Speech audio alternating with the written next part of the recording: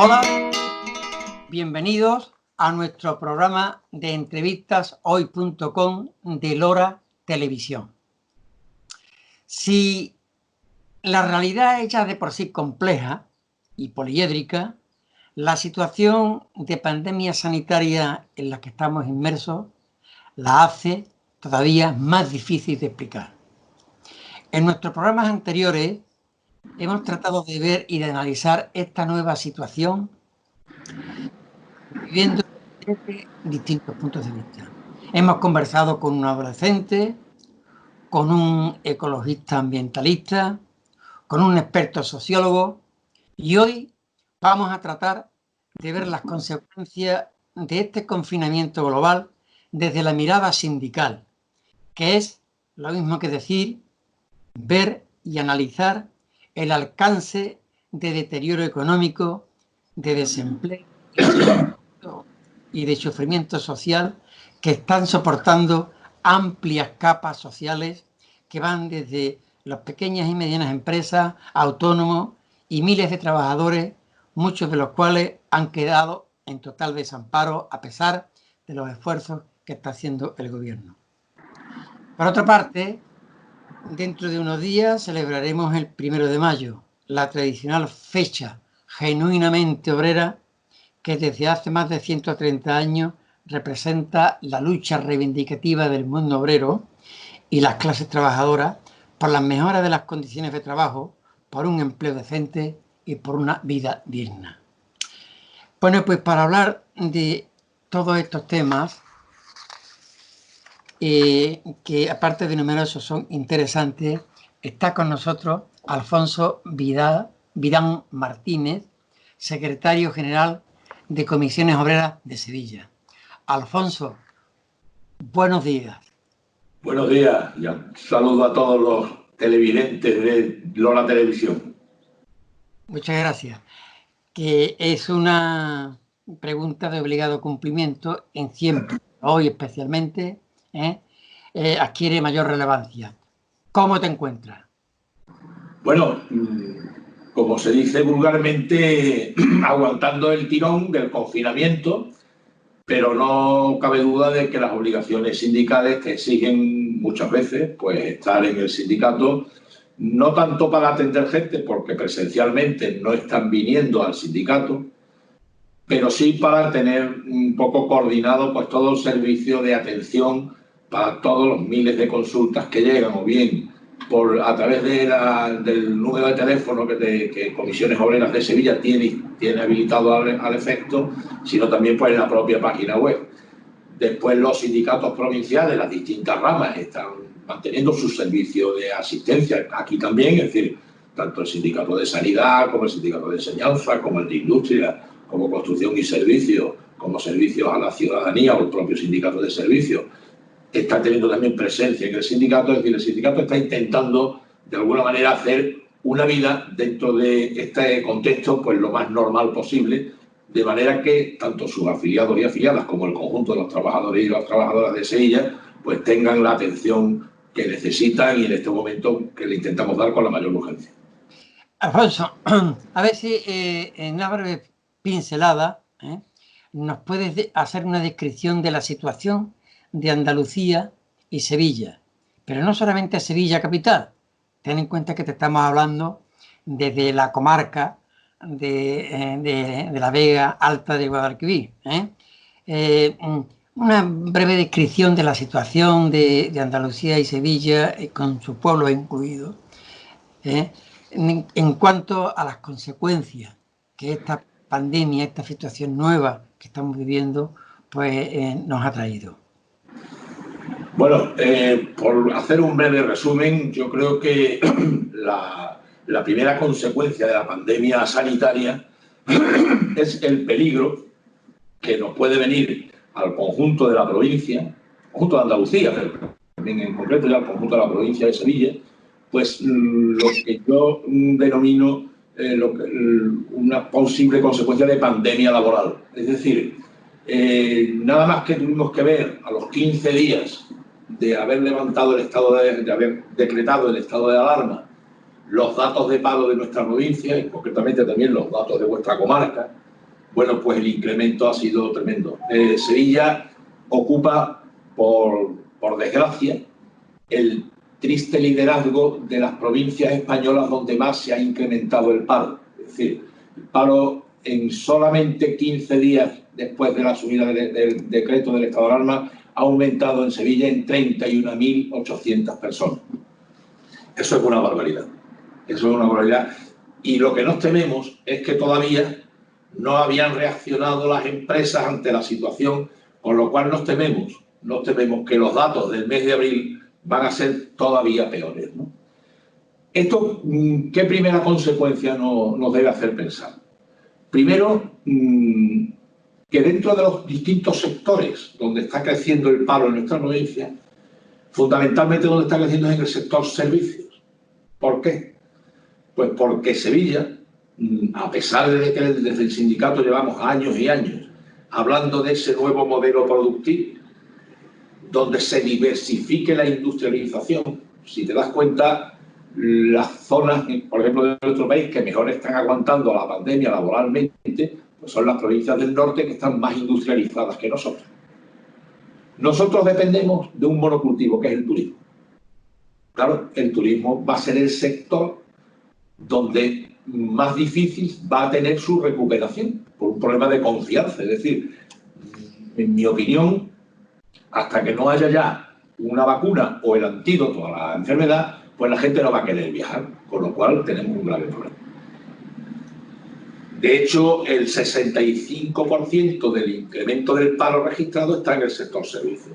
Y dentro del sector servicio, ¿cuáles son las profesiones o los empleos que están sufriendo con más dureza? Evidentemente, los relacionados con la industria turística, restauración, hotelería y hostelería. Fundamentalmente, esos tres sectores son los más afectados, son los que más van a sufrir las consecuencias sociolaborales de esta crisis y los que más difícil van a tener en reincorporarse en esta desescalada que, bueno, parece que hoy va a empezar a concretar el Consejo de Ministros. El hecho de que la carencia de tejido industrial fuerte y consolidado, del que tú hablas en Andalucía, ha hecho que durante mucho tiempo nos hayamos agarrado al turismo. Claro, esto nos lleva a que cuando viene una cosa de estas nuevas, que nadie se la esperaba, y se carga el turismo, pues nos deja en cruz y en cuadro. ¿Cuáles son, según tu criterio,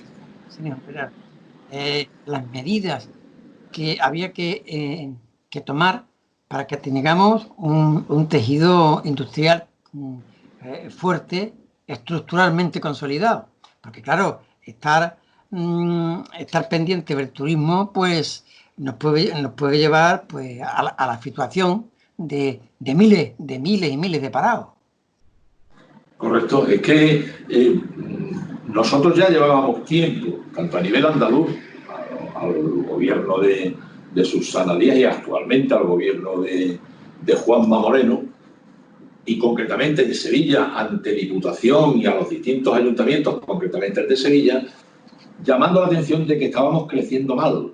Estamos creciendo mal porque estamos situados en un sector como es el turístico, que no deja de ser, entre comillas, coyuntural, por mucho que queramos hacerlo estructural. Ya decíamos en la época de bonanza que en el momento que los países del norte de África, del Mediterráneo, cuando salieran de sus problemas geopolíticos, iban a ser un problema para este boom turístico que tenemos en nuestro país. Por lo tanto, estas son las consecuencias de tener una provincia con un tejido productivo tremendamente débil. No te olvides, Federico, de que el 60% de las empresas sevillanas, de la provincia de Sevilla, no tienen ni un solo trabajador. Es decir, son autónomos. Más del 60%. Con lo cual, es un tejido productivo absolutamente debilitado. Basado en ese sector turístico, nosotros siempre llevamos, desde que sacamos un documento que sacó Comisiones Obreras y después lo firmó con la OPT y la Confederación de Empresarios, que es por una Sevilla industrial, Pues ahí señalábamos las alternativas que tenemos. Nosotros tenemos que seguir aprovechando o intentando que las empresas industriales, que el sector industrial se asiente en Sevilla y en su provincia. Y hay un sector fundamental, Federico, que yo quería aprovechar, ya que estamos en un programa, en una comarca eminentemente agrícola, la necesidad de que el ciclo productivo de lo que nosotros sabemos y podemos cultivar en nuestra provincia finalice el ciclo productivo en nuestra provincia. Es decir, no tanto apostar, que ya lo hacemos, por la agricultura de recolección, sino por la agroindustria de terminar de consolidar el ciclo productivo y sacarle ese valor añadido que se va a otras comunidades o a otros países distintos en este caso al de nuestra provincia, ¿no? Yo creo que es un tema, yo lo he planteado, Comisiones Obreras lo ha planteado en el acuerdo de concertación provincial de Diputación, que más allá de las medidas coyunturales que hay que hacerlas ahora hay que proteger a la gente como se pueda, ¿no? No nos olvidemos, Federico, de que ahora mismo tenemos más de 100.000 personas en nuestra provincia, más de 100.000. De las 225.000 personas que hoy hay en paro, más de 100.000 están sin ningún tipo de protección. Es decir, están absolutamente al borde de la exclusión social. Por lo tanto, aparte de exigir y además con una medida en la que coincidimos, lo que estamos deseando es que se implante lo más antes posible la renta mínima garantizada para todo aquel que no tenga ningún tipo de protección. En los ayuntamientos y en las diputaciones, lo que estamos al lado de ellos es esos superávit que tiene tanto Diputación como muchos ayuntamientos, que no se les permita gastar, que no se les permite gastar por el tema del techo de gasto. Bueno, pues se les puede autorizar a generar planes de empleo urgentes para sostener la sangría que estamos teniendo. ¿Por qué te lo digo? Porque ahora mismo, si no llega a ser, porque hay 110.000 compañeros y compañeras de nuestra provincia que están sujetos a un ERTE, la cifra de paro pasaría de las 350.000 personas en nuestra provincia. Es una cosa que yo quería hacer esta reflexión porque hay que valorar positivamente la decisión de poner los ERTE y no los ERES como medida transitoria para salvar la situación. Si no, te insisto, Federico, que esto sería una tragedia porque habría casi 400.000 personas hoy en Sevilla que estarían engrosando las listas de paro. Alfonso, antes de pasar al tema de los ERES y de los ERTES, me gustaría que habláramos un poquito más del tema del campo, porque como tú bien dices, efectivamente, el Lora del Río y todos los pueblos cercanos a donde está llegando nuestra información, Carmona, Peñaflor, etcétera, pues son pueblos netamente agrícolas. Ahora mismo hay, yo no sé si periódicos, no sé si de forma intencionalizada, pues dan unos titulares un poco tendenciosos. Por ejemplo, El Mundo, el 24 de abril, abría su periódico con un titular: los parados no acuden a la llamada del campo para hacer la recogida. De aquí se puede desprender que los parados son unos vagos o que los parados están subvencionados y que, por tanto, y por otra parte, los agricultores, sobre todo los pequeños y medianos agricultores, que son los que dan el trabajo aquí, denuncian que a su vez no se está cumpliendo la ley de la cadena alimentaria que se aprobó hace un par de meses. Entonces tienen que entregar las cosechas a los que ellos llaman a resultas. Es decir, se hacen sin contrato, sin saber cuándo ni cuándo le van a pagar. En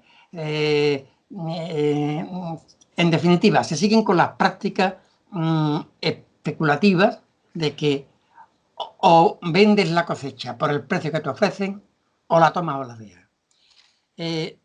A ver, Comisiones Obreras, ¿qué planteamiento tiene ante esta situación evidentemente difícil? Bueno, lo primero, ya que aprovechamos yo quería aprovecharla para denunciar también, cuando se ha dicho siempre por algunos partidos, sobre todo por la ultraderecha española, del problema de los inmigrantes que nos quitan el trabajo, etcétera, etcétera, bueno, pues parece ser, los hechos vienen a demostrar, de que los inmigrantes son necesarios en este país, precisamente porque cumplen una función que hasta ahora el trabajador nacional no cumplía. Pero no cumplía porque tiene su trabajo, evidentemente, ¿no? La gente que está en el campo, pues lógicamente el que está en la provincia de Sevilla tiene ahora mismo sus faenas agrícolas más o menos programadas y era necesario este contingente de personas extranjeras que estaban. Por lo tanto, yo creo que no tiene ningún, bueno, no tiene, evidentemente tiene la intención que tiene la información de este periódico que tú haces referencia, al intentar, como siempre llevan, criminalizando a los trabajadores del campo sevillano. Lo criminalizaron con el tema del PER, lo criminalizan ahora con el tema de que no quieren trabajar en la zona de Huelva. No es verdad eso. El problema es que ese excedente que era necesario no está pudiendo venir de Marruecos, pero no es porque los trabajadores agrícolas en este momento, dentro de sus condiciones que ahora parece que mejoran, pero que han sido denunciadas permanentemente por nuestros sindicatos, como el contrato con lo que tú hacías referencia también, ¿no? a los productores, ¿no? Por la contratación en el árbol, por empresas piratas que no daban de alta aquí. En Sevilla denunciábamos y nadie nos refutaba de que cerca del 80% de los trabajadores del campo había fraude en la seguridad social con estos trabajadores, ¿no? Entonces, yo creo que el trabajador del campo no tiene la culpa y no puede achacársele ese calificativo de que no quiere ir a trabajar a otras zonas, primero, porque el trabajador del campo en Sevilla hay faenas y hay ahora mismo producción como para absorber estos trabajadores. Lo que sí hay que refutarle este argumento al periódico es la necesidad de estos trabajadores a los que tanto queremos echar de este país cada vez que nos aprieta un poco el zapato. Yo creo que es una lección importante. Y el tema de los productos ahora resulta, como tú dices, bueno, pues que tiene que cumplirse la legislación. El problema aquí es que estamos en el sector agrícola, el incumplimiento de la normativa parece que es la norma en vez de la excepción. Es decir, si está normado hay que hacerlo y hay que denunciarlo. El problema es que no se denuncian las cosas a veces, Felipe. Ese es el grave problema. Y yo creo que ese es un tema que denunciándolo con la normativa como está, ahora mismo no tendría que tener ningún tipo de problema. ¿Los inspectores de trabajo deberían de jugar alguna función en esto de las denuncias que estás hablando? A ver, nosotros tuvimos, primero hay que partir, yo siempre rompo una lanza en favor de la inspección, entre otras cosas, porque el número de inspectores por número de trabajadores es ínfimo. Es decir, que en este país no haya más de 1.500 inspectores con plaza en propiedad en todo el Estado, te da idea de cuántos trabajadores corresponden a cada inspector de trabajo. La situación de la inspección de trabajo es insostenible. Ya en el momento de normalidad ya era insostenible, en este momento donde hay montones de denuncias que se están dando, pues prácticamente están desbordadas. Independientemente que también hay que decir que puede haber inspectores que le pongan un celo o menos celo. Pero es verdad que el elemento fundamental que ahora mismo coarta la tarea inspectora es la escasez de inspectores por el número de trabajadores que tenemos en la provincia. Eso es una realidad. Y después es verdad que, por ejemplo, en el caso ahora de la pandemia sanitaria, ¿no? En el caso de la pandemia, pues la dispersión normativa es tan grande que hemos ido 1000 veces a la inspección de trabajo y por lo visto no era competencia de la inspección, era competencia de la autoridad sanitaria. Esa autoridad sanitaria que no conocemos quién es, porque llevas las denuncias y nadie te contesta esas denuncias o la mayoría de las veces no se resuelven, ¿no? Por lo tanto, también hay que añadir ese problema de dispersión normativa. Pero yo creo que con un cuerpo de inspectores de trabajo bien adaptado a las necesidades que ahora mismo tenemos, pues la inspección seguro que cumpliría un papel mucho más importante que el que está cumpliendo. Alfonso Vidán, bueno, le recordamos a nuestros televidentes que estamos manteniendo una conversación con Alfonso Vidán, secretario general de Comisiones Obreras de Sevilla. Alfonso, vamos a entrar en cosas muy concretas. Una de las salidas que parece que han sido bastante acertadas por parte del gobierno central, es el tema de los ERTES frente a los ERES. Pues, aunque estamos ya muy familiarizados con la nueva palabra de los ERTE, pero yo creo que sería bueno que nos explicara en qué consiste un ERTE, cuántos se han hecho en Sevilla, cuándo van a cobrar los trabajadores cuyas empresas han solicitado estar en recogida en los ERTE, etcétera. Bien, primero, simplemente la diferencia entre un ERE y un ERTE es que el ERE supone la extinción de la relación laboral y el ERTE el despido. El despido pactado o no pactado, pero bueno, es el hombre se va a su casa, es decir, se despide a la persona, ¿no?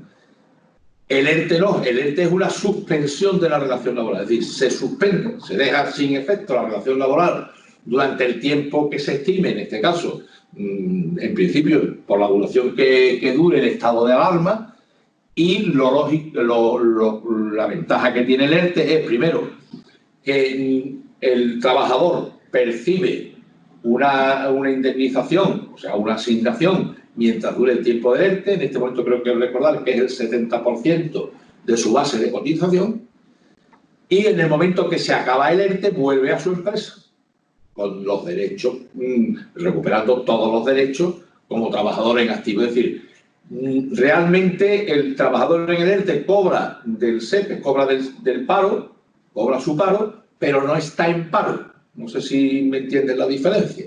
¿Por qué? Porque en el momento que acabe la situación generada de estado de alarma producida y que da lugar al ERTE, el trabajador se incorpora a su empresa en las mismas condiciones en las que está. Esa es la diferencia entre el ERE y el ERTE.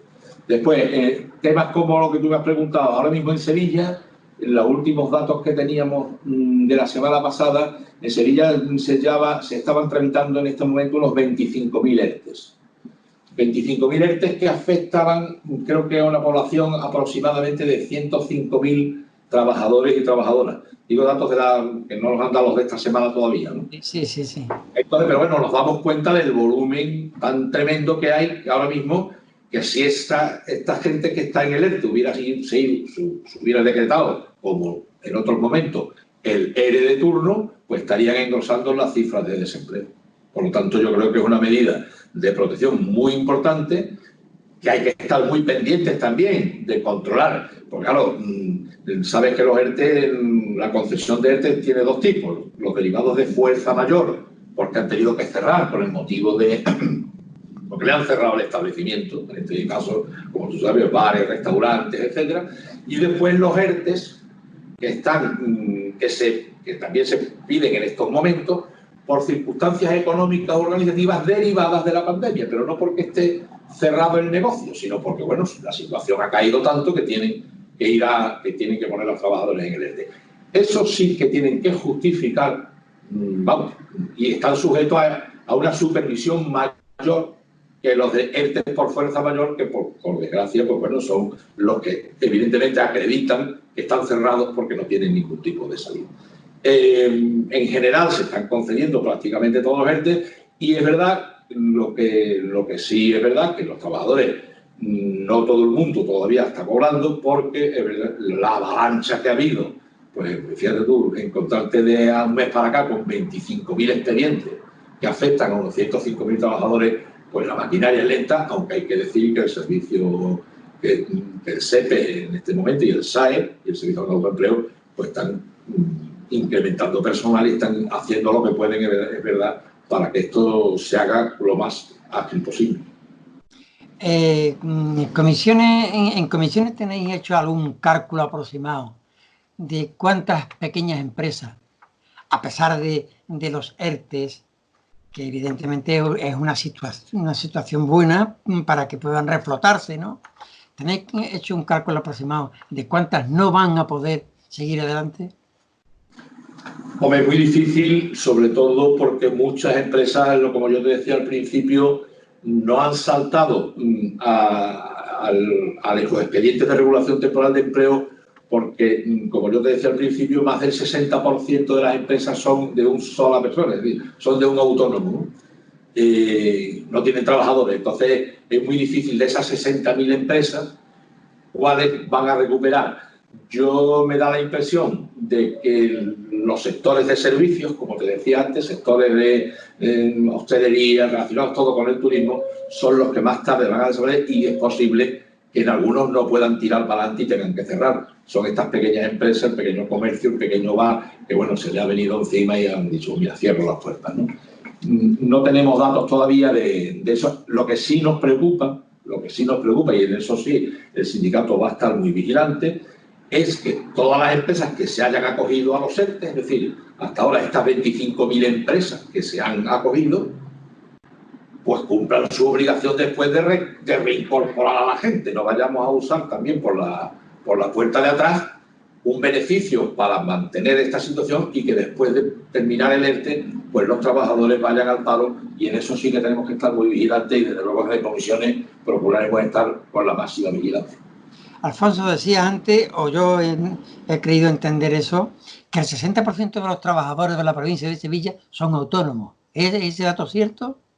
Dato cierto, es un dato que todos los años damos a principio de curso, porque son datos que nos facilitan los propios, o bien es la Oficina de Gestión Tributaria o bien los Servicios Públicos de Empleo, y en ese caso es verdad que más del 50% el año pasado, creo recordar, de que había registrado unas 112.000 empresas en la provincia de Sevilla y había más de 50.000 empresas que no tenían trabajadores.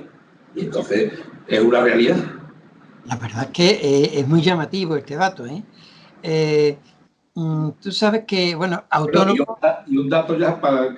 El otro día me comentaban también que casi más del 80% de las empresas tienen menos de 5 trabajadores.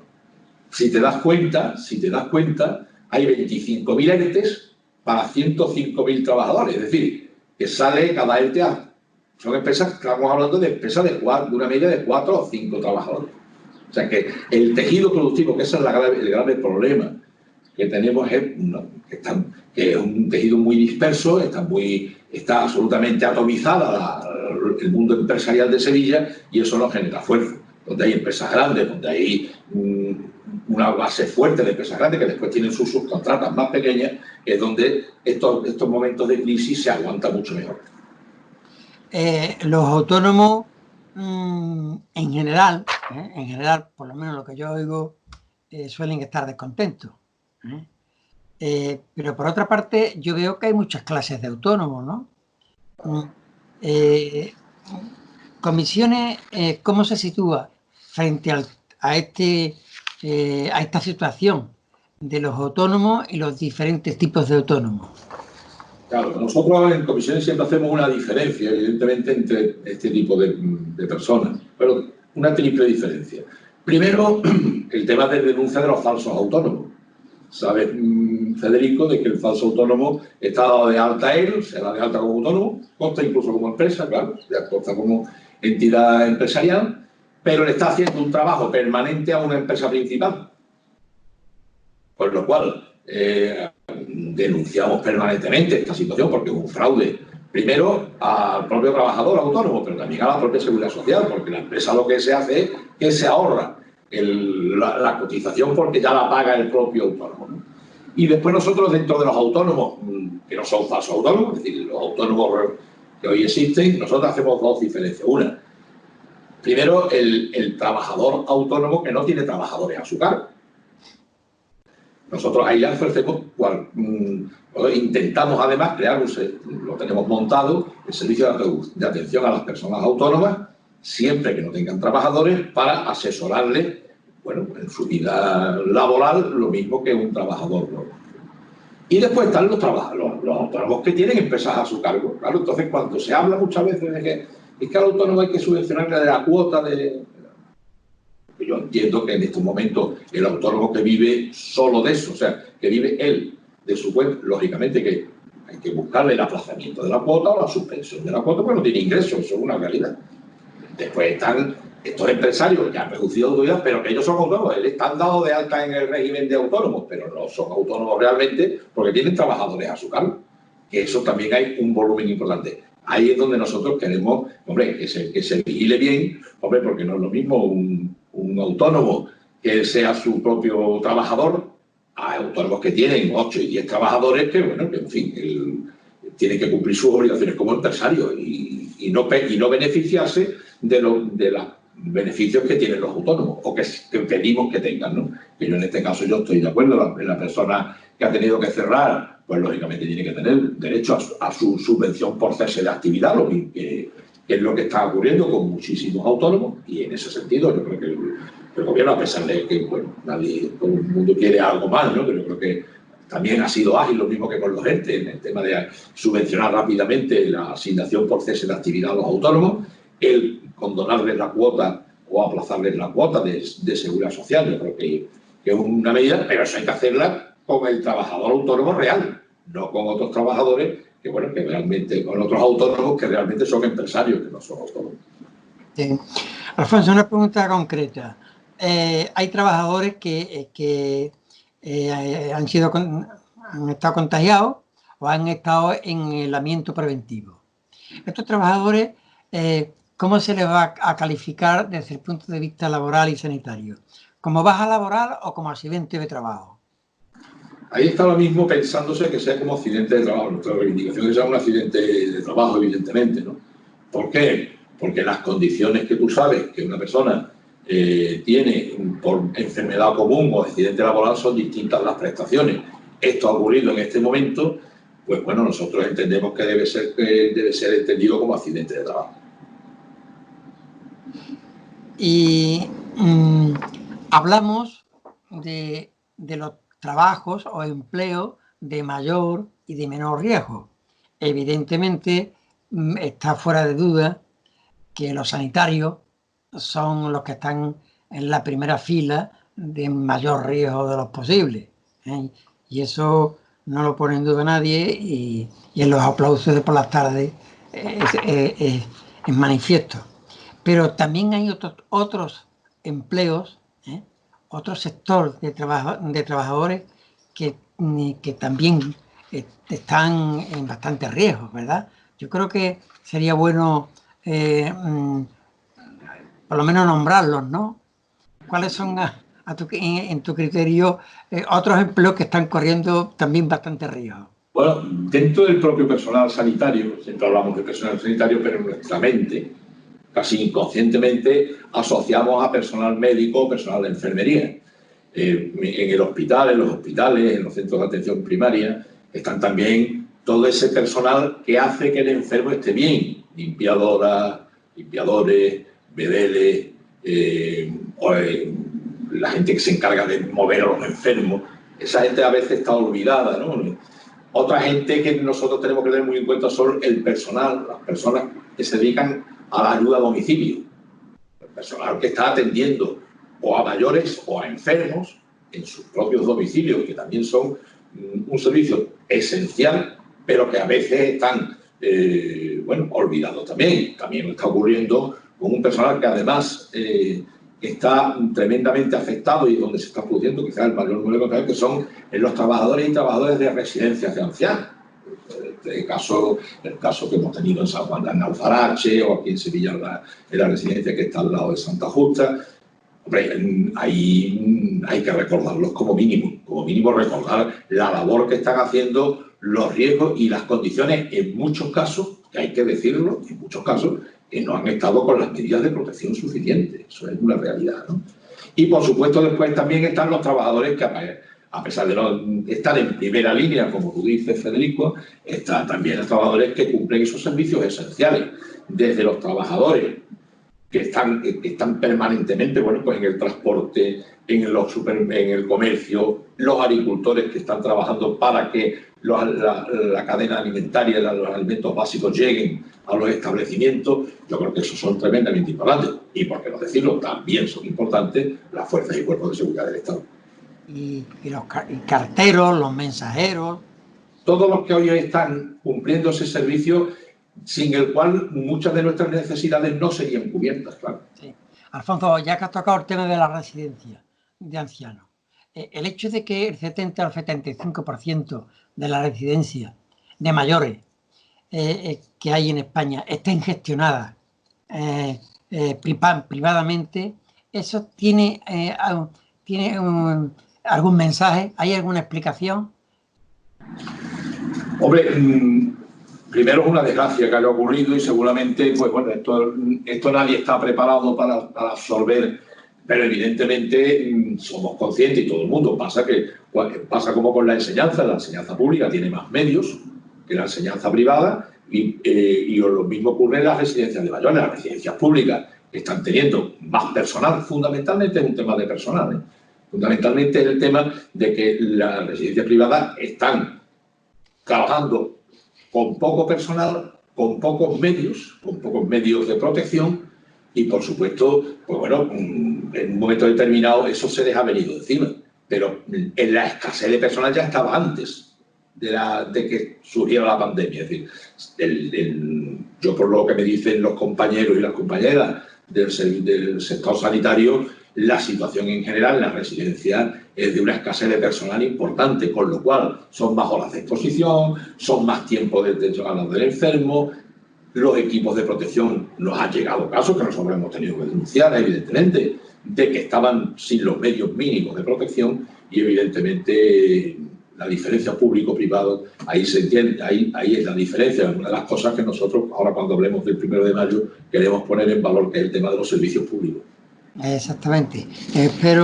Esperamos todos, ¿no?, que el Estado, en toda su amplitud, tome nota de las residencias de mayores.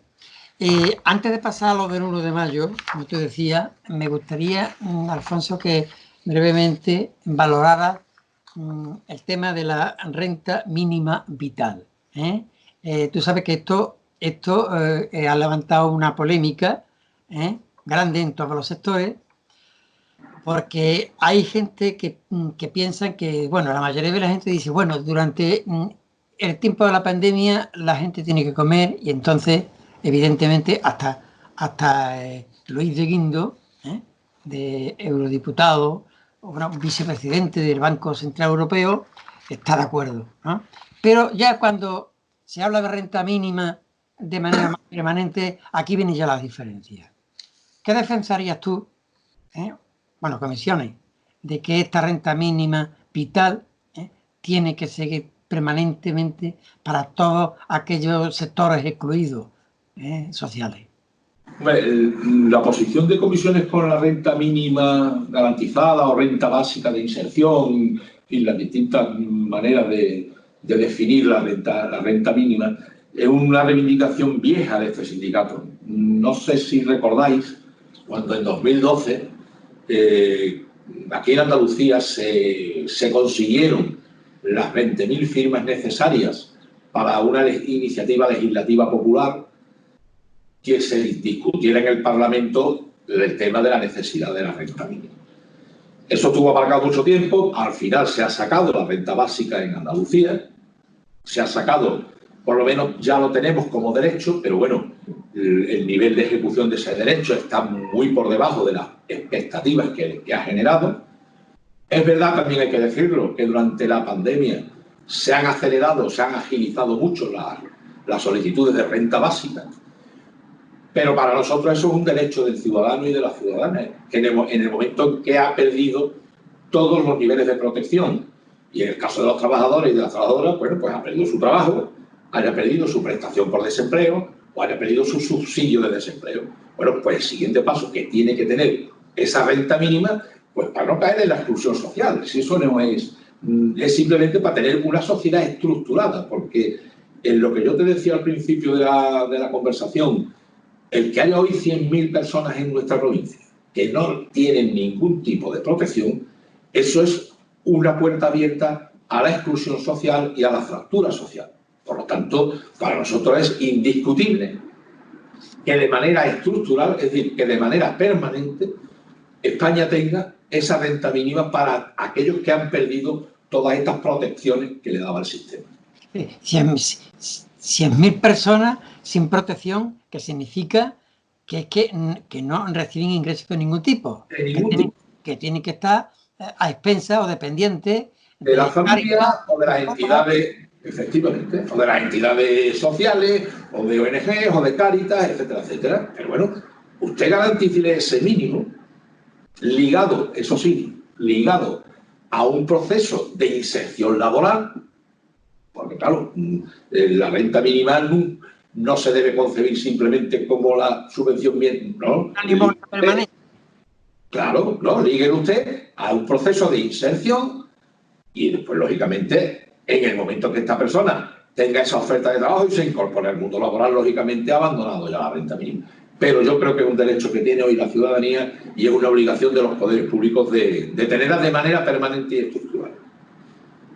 Bueno, pues vamos a pasar dentro de unos días, se va a celebrar pues la histórica fecha del 1 de mayo.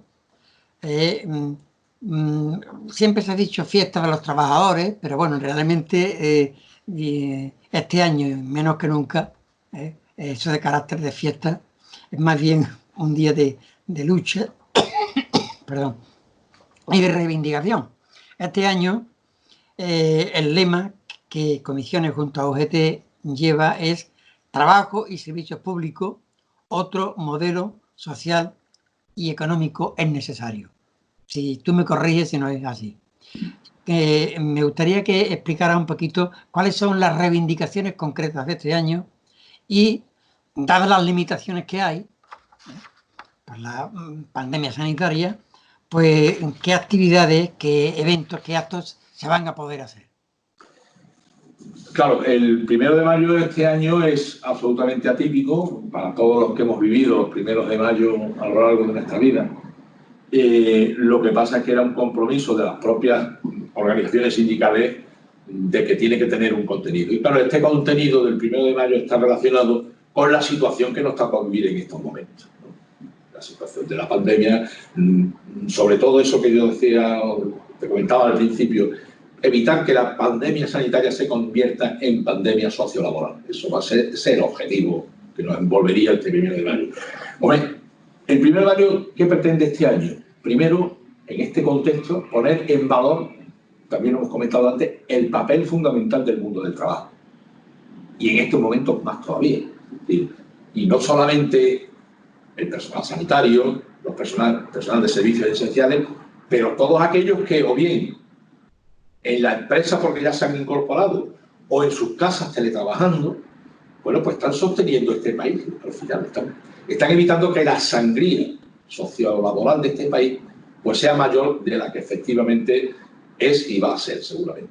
Por lo tanto, primer elemento, el papel esencial, ignorado muchas veces en los medios de comunicación, pues todo el mundo habla y yo entiendo que hay que hablar de cómo hay que sostener las empresas, de cómo los autónomos, pero el mundo del trabajo hoy es tremendamente importante, sobre todo por el ejemplo que se está dando en los sectores con más riesgos, como tú estás hablando, pero también en los sectores no esenciales, pero que contribuyen a que este país pues siga con ese mínimo pulso vital que tiene que tener para que el crash no sea dramático, ¿no? En este sentido.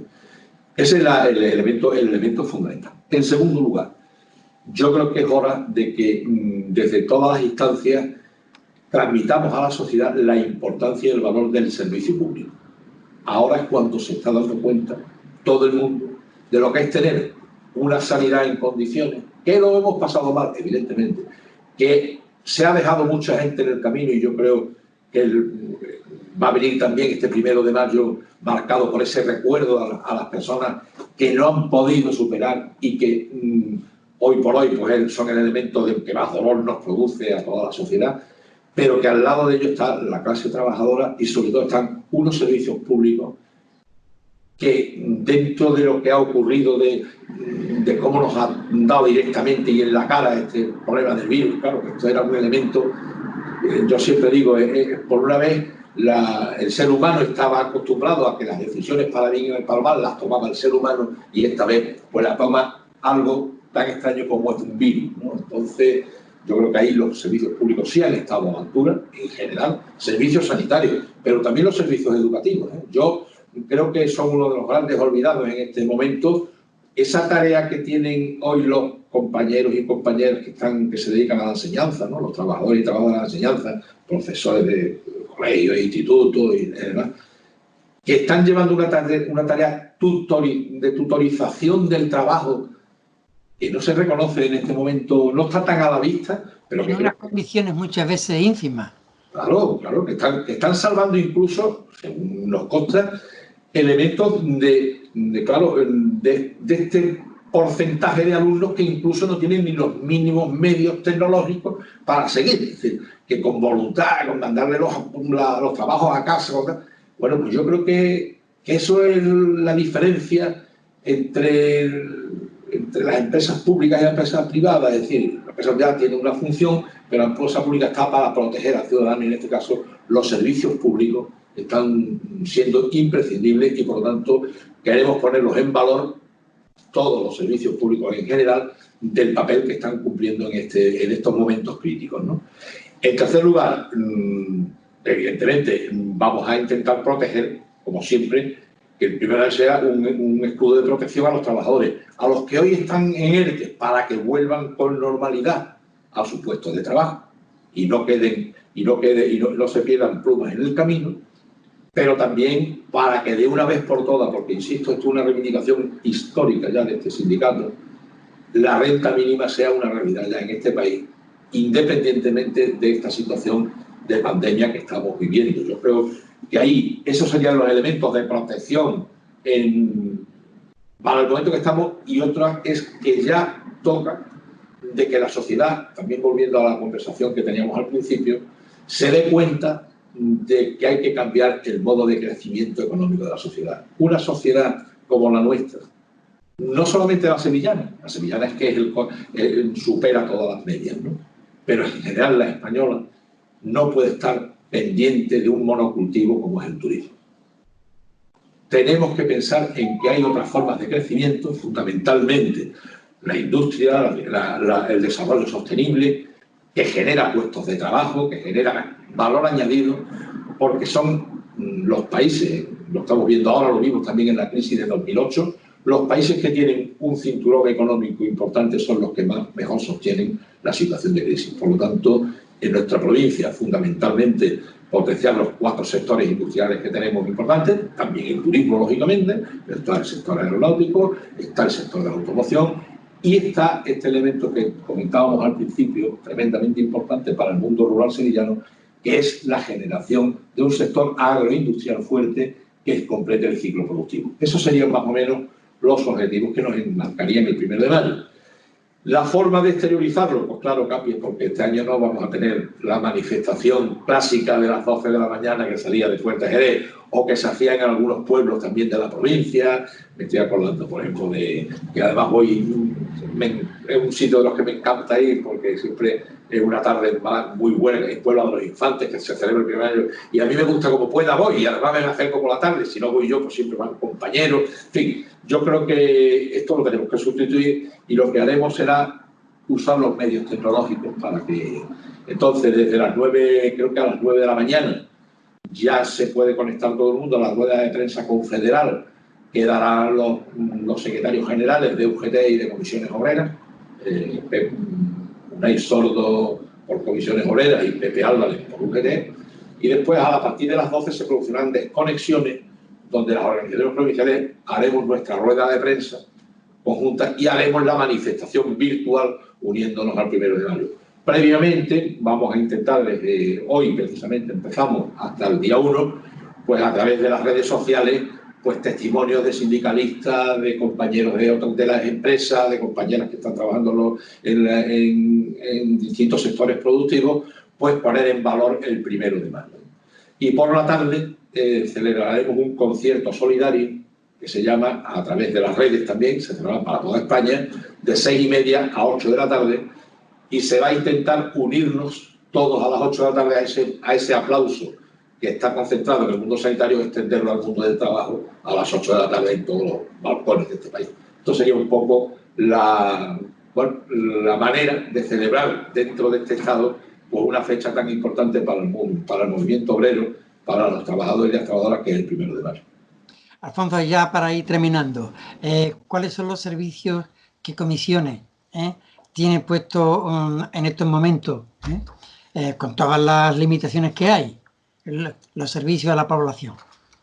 Bueno, nosotros en principio, a través de nuestros sindicatos provinciales, están atendiendo a todo el mundo del trabajo de la misma manera que lo atendería como cuando va a las fábricas o cuando va a las empresas, y además ha puesto en disposición un teléfono que lo tienen en la página web del sindicato, un teléfono que es el servicio de atención telefónica, que lo que hace es atender la llamada, atender la consulta, derivarlo al sindicato provincial o al sector correspondiente para que lo atienda una persona ya específica dentro del sector de la producción que sea. Porque imagínate, pues llama a un trabajador o una trabajadora del campo, por ejemplo, pues inmediatamente el servicio de atención telefónica, el SIOT, lo deriva al sindicato provincial de industria, que es donde está el sector agroalimentario. Allí lo ponen con un compañero o compañera que sea del campo y le atenderá inmediatamente la consulta que tenga que hacer. Se puede hacer también online a través de nuestra página web, sin ningún tipo de problema.